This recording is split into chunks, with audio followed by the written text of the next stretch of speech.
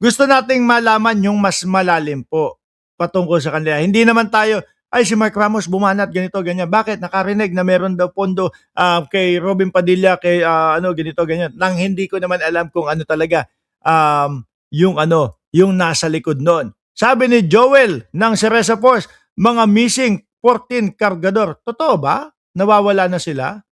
Wala akong nakitang balita. Although, nakapahinga tayo ng ilang araw po at hindi tayo nagbablog, no? Pero wala naman na akong nasagap na balita po, mga boss chief amo sir, patungkol dyan. Ngayon, puntahan natin, nako eto, binanatan. Actually, na-content na ho natin ito nung isang araw, mga kababayan. Pero, hindi si Jinggoy. Na-content na natin to nung isang araw, pero po, ulitin lang ho natin, mga kababayan.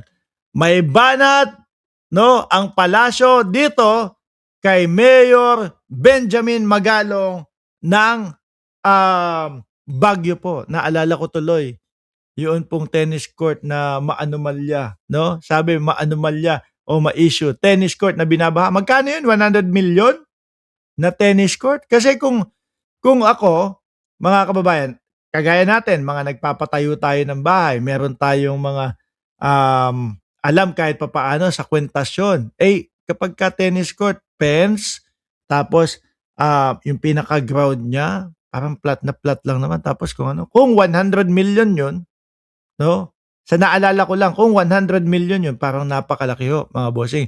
Ngayon, binanata na Malacanang, Palace hits, Magalong double standard on flood control, BP Sara daw po, mga bossing. Sabi dito na Malacanang, on Tuesday, criticized Baguio City Mayor Benjamin Magalong for allegedly applying a double standard. Syempre, DDS yan. Kampiyan sa mga Duterte in his treatment of the government investigation into questionable flood control project and the impeachment proceedings against Vice President Sara Duterte. Anya dito, mga kababayan, in a press briefing, sabi ni Atty. Claire Castro, hits Magalong for questioning the pace of the government investigation into alleged irregularities of flood control. Diyos ko, lahat na nga po, mga boss chief amo sir, ginagawa ng Pangulo. Ultimo po yung pagbisita, pagsiyasat doon sa mga sanhi ng pagbaha. Nandyan ang Pangulo. Lahat inimbestigahan na. Ilan na yung mga nakulong at ilan pa yung mga makukulong. Ano po? Tapos gusto mo pang ipamuka sa mamamayang Pilipino, mabagal ang Pangulo sa pag-usad ng flood control na mga investigasyon at mabilis doon sa impeachment. Yung impeachment, last year pa yan. Sabi ni Ma'am Len de los Santos, bakit nanahimik na yang si Magalong? Eto po, muling gustong umibabaw sa entablado, mga kababayan, siguro, napapaisip siya, naku, tatakbo akong presidente, naghahangad na maging presidente. Tapos wala na sa limelight yung pangalan ko, hindi na ako mga nababanggit, hindi na napag-uusapan. Baka kaya po, ayan, kumbaga, gusto ulit pumaimbabaw sa entablado, mga kababayan. Pero ang totoo naman po, ang ating gobyerno, mga bossing, patas po lahat iyan. No? Sa flood control, tuloy-tuloy, wala naman pong interruption yun sa flood control. Doon naman po sa impeachment ng Vice Presidente, hindi naman po nakikialam ang Pangulo dyan.